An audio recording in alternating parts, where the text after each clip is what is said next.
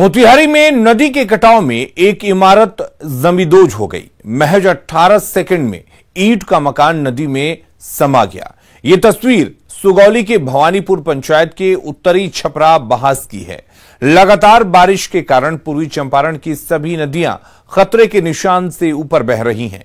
सुगौली से गुजरने वाली सिकरहना नदी में आए दिन दर्जनों लोगों का घर इस नदी के तेज धार में प्रवाहित हो जा रहा है और लोग बेघर हो जा रहे हैं।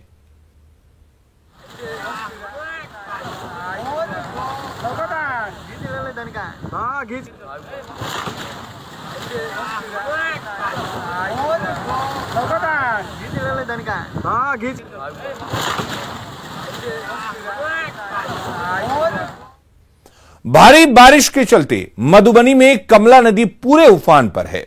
जल संसाधन विभाग के मुताबिक जयनगर में कमला नदी खतरे के निशान के ऊपर बह रही है। हालात को देखते ही प्रशासन पूरी तरह से अलर्ट पर है।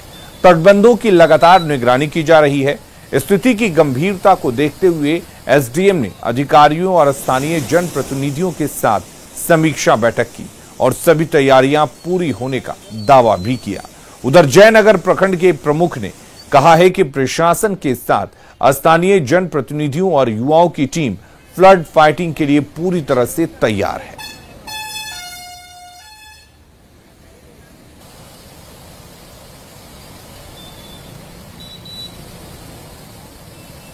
हमारे चेयरमैन साहब, प्रमुख साहब, वार्ड पार्षद को बुलाया गया था ताकि वहाँ उनका अपना जो लोकल समस्या है कि कहाँ बाढ़ का समस्या है, क्या वर्षा का जल जमाव का समस्या है, उसका समीक्षा किया जा सके और उस पर उनसे सलाह लेकर के उस पर यथाशीघ्र कार्रवाई किया जा सके ताकि बाढ़ के समय होने वाली क्षति को कम किया जा सके। प्रशासन अलर्ट है, तैयार है।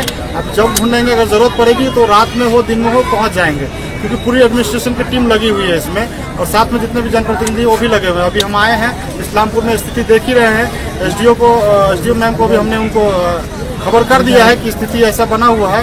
उन्होंने अभी जो भी शेल्टर बनेंगे शरण लेने के लिए लोगों का, वो सारा लिस्ट मेरे पास आ चुका है। लोगों को हम बता देंगे कि अगर जरूरत पड़ने पर कहाँ जाना है, कैसे करना है, क्या करना है।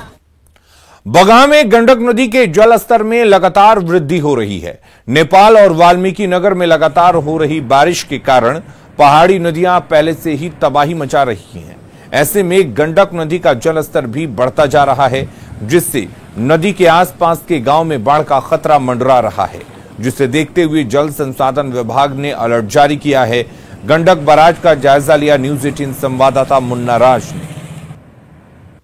आप देख रहे हैं कि ये नेपाल से आ रही गंडक नदी है, जिसके जलस्तर में लगातार वृद्धि दर्ज की जा रही है और लगातार जो नेपाल से जलस्तर में वृद्धि दर्ज होने के साथ ही गंडक बराज पर जलस्तर में भारी वृद्धि दर्ज की गई है। गंडक का जलस्तर धीरे धीरे बढ़ते बढ़ते 2,90,000 क्यूसेक को पार कर गया है। तो ऐसे में बढ़ रहा गंडक नदी का जलस्तर धीरे धीरे निचले इलाकों में पहुंचेगा और बाढ़ की एक बड़ी तबाही को लेकर सामने आगे बढ़ेगा।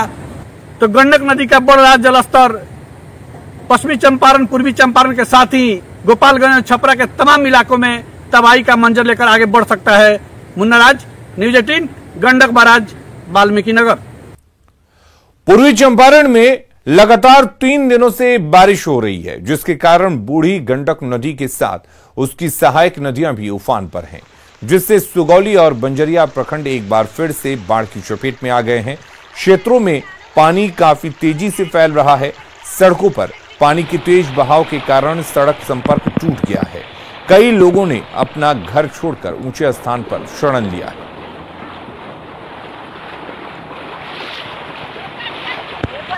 पूरा जो है इधर पानी से डूब चुका है। ये झीली गांव है और यहाँ पे लगभग फसल सभी खेत में मतलब लग चुका था। ये पानी का ना सब नुकसान हो जाएगा, मतलब पूरा इसमें गल ही जाएगा।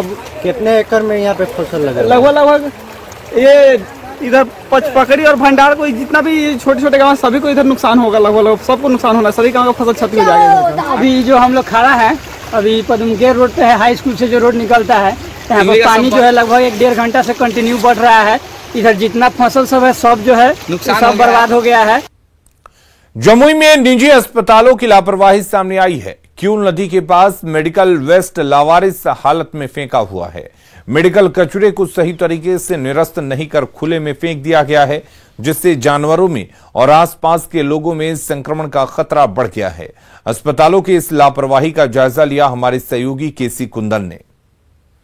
अस्पतालों और स्वास्थ्य केंद्रों पे जो सामान, जो नीडल यूज होते हैं या सिरिंज के नीडल या सिरिंज होते हैं, रूल है, नियम है कि उसको डिकम्पोज करके उसको नष्ट कर देना है।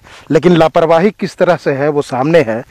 जमुई शहर के दूसरे तरफ जो क्यूल नदी का दूसरा तरफ है और सिकरिया गांव है, वहाँ पर नदी के किनारे देख सकते हैं कि किस हालात में और किस तरह से हजारों की संख्या में यूज किया हुआ नीडल है, सिरिंज है या नीडल है या फिर ऐसी चीज़ें हैं जिससे नुकसान हो सकता है, फेंका जा रहा है और इसको मना ही नहीं किया जा रहा है, रोका नहीं जा रहा है।